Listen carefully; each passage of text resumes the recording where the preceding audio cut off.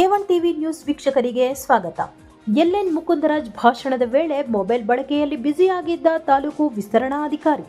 ಚಿಂತಾಮಣಿ ನಗರದ ಸಾಮರ್ಥ್ಯ ಸೌಧ ಸಭಾಂಗಣದಲ್ಲಿ ತಾಲೂಕು ಆಡಳಿತ, ನಗರಸಭೆ, ತಾಲೂಕು ಪಂಚಾಯಿತಿ ಹಾಗೂ ಹಿಂದುಳಿದ ವರ್ಗಗಳ ಕಲ್ಯಾಣ ಇಲಾಖೆ ಚಿಂತಾಮಣಿ ಇವರ ಸಂಯುಕ್ತ ಆಶ್ರಯದಲ್ಲಿ ಸಾಮಾಜಿಕ ಕ್ರಾಂತಿಯ ಹರಿಕಾರ ಮಾಜಿ ಮುಖ್ಯಮಂತ್ರಿ ಶ್ರೀ ಡಿ. ದೇವರಾಜು ಅರಸುರವರ 111ನೇ ಜನ್ಮ ದಿನಾಚರಣೆ ಸಮಾರಂಭವನ್ನು ಹಮ್ಮಿಕೊಳ್ಳಲಾಗಿತ್ತು. ಈ ವಿಶೇಷ ಕಾರ್ಯಕ್ರಮದಲ್ಲಿ ಕರ್ನಾಟಕ ಸಾಹಿತ್ಯ ಅಕಾಡೆಮಿ ಅಧ್ಯಕ್ಷರಾದ ಎಲ್.ಎನ್. ಮುಕುಂದರಾಜ್ ಅವರು ಮುಖ್ಯ ಭಾಷಣಕಾರರಾಗಿ ಆಗಮಿಸಿ ದೇವರಾಜು ಅರಸುರವರ ತತ್ವ ಸಿದ್ಧಾಂತಗಳು ಹಾಗೂ ಕನ್ನಡ ಸಾಹಿತ್ಯ ಸಂಸ್ಕೃತಿಯ ಕುರಿತು ಅತ್ಯಂತ ಪ್ರಭಾವಶಾಲಿ ಮಾತುಗಳನ್ನಾಡುತ್ತಿದ್ದರು. ಆದರೆ ವೇದಿಕೆಯ ಕೊನೆಯಲ್ಲಿ ಆಸೀನರಾಗಿದ್ದ ಚಿಂತಾಮಣಿ ತಾಲೂಕು ಹಿಂದುಳಿದ ವರ್ಗಗಳ ಕಲ್ಯಾಣ ಇಲಾಖೆಯ ತಾಲೂಕು ವಿಸ್ತರಣಾಧಿಕಾರಿಯವರು ಮಾತ್ರ ಕಾರ್ಯಕ್ರಮ ಮತ್ತು ಭಾಷಣದ ಕಡೆಗೆ ಗಮನ ನೀಡದೆ ತಮ್ಮ ಮೊಬೈಲ್ ಫೋನ್ ಬಳಸುವುದರಲ್ಲೇ ಸಂಪೂರ್ಣ ಬ್ಯುಸಿಯಾಗಿದ್ದು ಕಂಡುಬಂತು.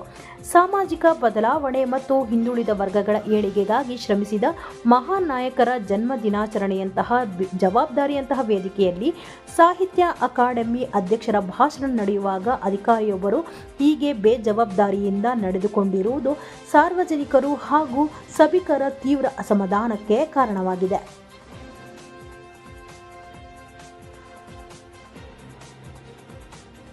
ಕವಿ ಇರ್ತಾನೆ, ಎಲ್ಲಿರ್ತಾನೆ ಅವನು ಅಂತಂದ್ರೆ ನೃಪತುಂಗ ಅಂತ ಒಬ್ಬ ರಾಷ್ಟ್ರಕೂಟರ ದೊರೆ, ಅವನ ಆಸ್ಥಾನದಲ್ಲಿ ಇರ್ತಾನೆ ಶ್ರೀ ವಿಜಯ.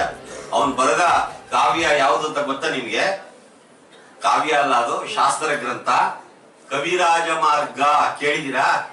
ಕವಿರಾಜ ಕೇಳಿ, ಇದೆಲ್ಲ ನೀವು ನಾಳೆ ನಿಮ್ಗೆ IAS ಅಲ್ಲಿ ಪ್ರಶ್ನೆ ಕೇಳ್ತಾರೆ.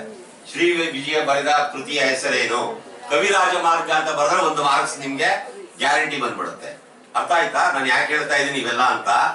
ನೀವು ಅಭಿಮಾನ ಪಡುವಷ್ಟು ವಿಷಯಗಳು ಕನ್ನಡ ಸಾಹಿತ್ಯದಲ್ಲಿ, ಕನ್ನಡ ಚರಿತ್ರೆಯಲ್ಲಿ, ಸಂಸ್ಕೃತಿಯಲ್ಲಿ ಅಡಗಿವೆ. ಆದ್ರೆ ಅದನ್ನ ಶೋಧಿಸಿ ಹೊರಗಡೆ ತೆಗೆದು ಅದನ್ನ ತಿಳ್ಕೊಂಡು ಅರ್ಥ ಮಾಡ್ಕೋಬೇಕಾದ್ದು ಆ ಬುದ್ಧಿ ನಮ್ಮಲ್ಲಿ ಸ್ವಲ್ಪ ಕೊಂಚ ಕಡಿಮೆ ಇದೆ.